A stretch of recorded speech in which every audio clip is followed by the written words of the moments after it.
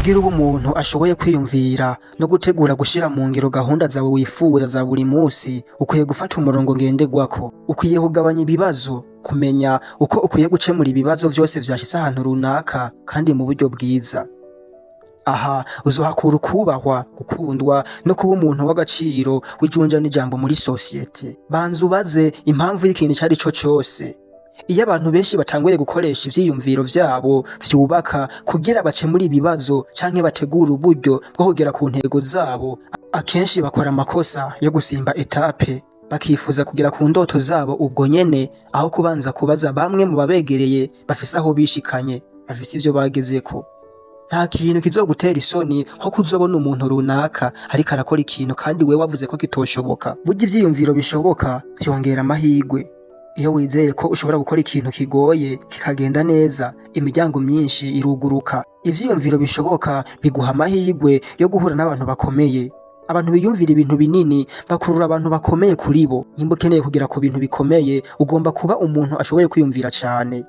Ivyiyumviro bishoboka bitanga amahirwe ku bandi. Ntushobora kureka kwigirira icizere no kwiyumvira cane mu gihe uri hafi y'abiyumvira ibintu vyiza kandi vy'akamaro. Ivyiyumviro vyiza ugira bishobora kugufasha kwagura inzira zawe no kugira indoto nini. Professeur David J. Schwartz avuga yuko abiyumvira bakomeye n'abahinga mu gukora amashusho meza areba muri kazoza, afise icizere mu vyiyumviro vyabo no mu vyiyumviro vy'abandi. Nimba ukeneye kwiyumvira, indoto zawe zizova aho uri zigere mu bunini bw'imisozi, kandi kubera ko wemera ibishoboka wishira mu mwanya wo kubishikako. Umva aka kantu, ugomba kwimenyereza cane kugira ngo ukureho bimwe mu bibi vyo kuvuga nabi ushobora kumva mu mutwe wawe.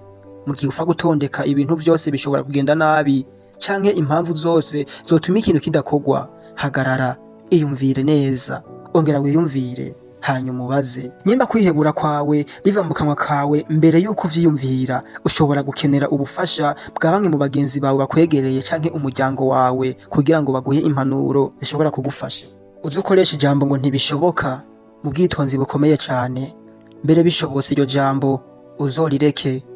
Napoleon Bonaparte yavuze ati, ijambo ridashoboka mu majambo niyumvira ntiririmwo. Ntuzigere ubwira umusore runaka ko ikintu kidashoboka gukorwa. Nimba ukeneye kugera ku kintu runaka, tanga uruhusha ko kwizera ko bishoboka. Kwiyumvira kwiza babigereranije no kwanka kureka ngo ube mu bibi. Henri Curtis atanga impanuro avuga ati, kora gahunda zawe nziza nk'uko ubishaka, kuko imyaka 25 uhereye ubu bizokugora kwiyumvisha ico iyi myaka ubu ufise wiyumvira. Ntukibwire ngo uzokora ejo, kuko ejo ntihabaho.